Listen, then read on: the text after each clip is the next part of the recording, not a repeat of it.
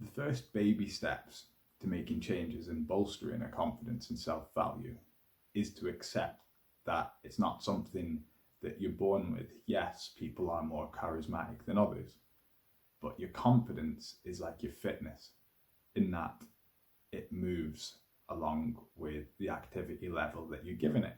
So if you go out running all the time, after the course of a year, you're going to be able to run a lot further than the former version of yourself.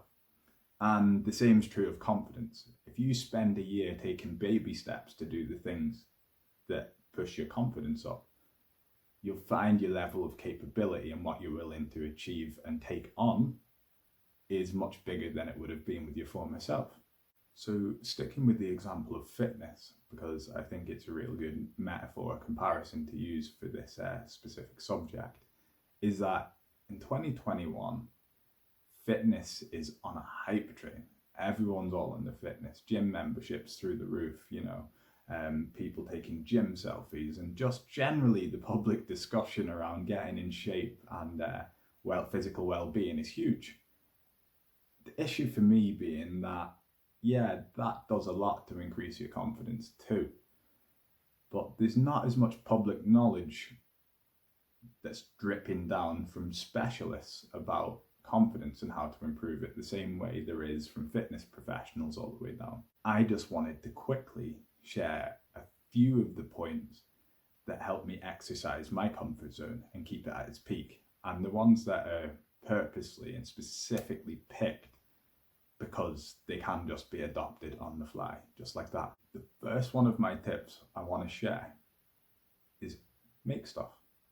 Pretty simple one, but what I find is nowadays people don't get to see the fruits of their labour anymore.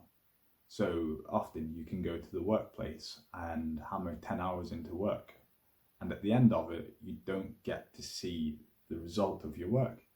And that's not really intrinsically good for us, because as humans, we like to see the results of what we've done.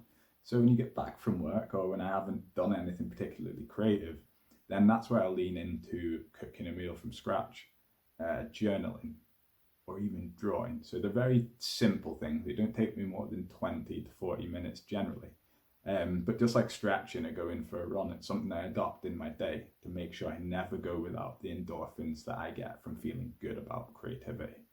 Second one, look up. Stop using your phone as a barrier to stop yourself feeling awkward. I've been guilty of doing this myself, where you find yourself taking a wrong direction, you're walking down the wrong street and you get your phone out and do that subtle thing where you pretend like come on, cut it out.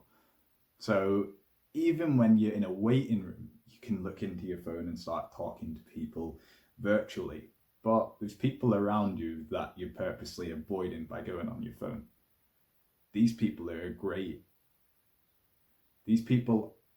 great opportunity for you to just start talking, get used to speaking to strangers, get used to striking up conversations, and getting used to awkward silence. Like, I've had many of these public conversations since, many have bombed, but 99 times out of 100, they've been really pleasant encounters with people. So it's something I actively look forward to when I go out and about, is like just chatting to people. And sadly nowadays, because that level of internal confidence has dropped to such a level, we need so much reassurance. It's something that you're seeing going missing from modern day generations. So to curb this, speak to whoever's at the bus stop or the train station, have an extra conversation with the barista that's giving you coffee, ask questions, involve yourself in discussions.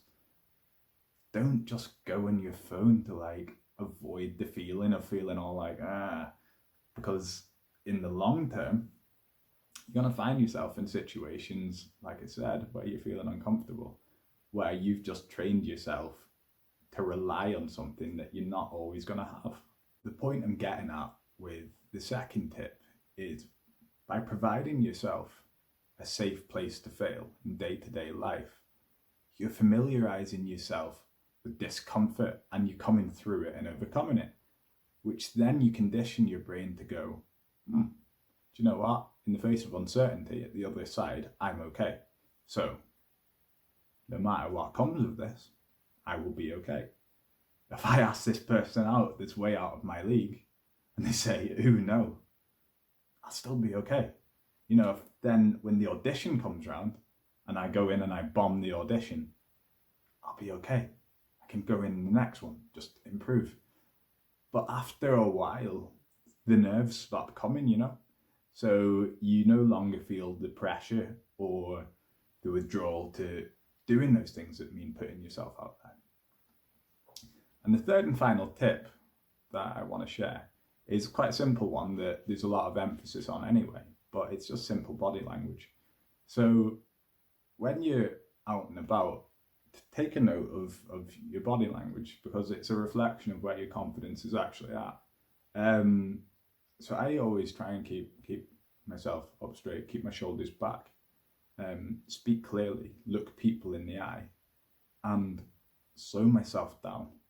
So one of the things you'll find is when you're feeling nervous, you'll start speeding things up. That's a real prey mentality thing to do.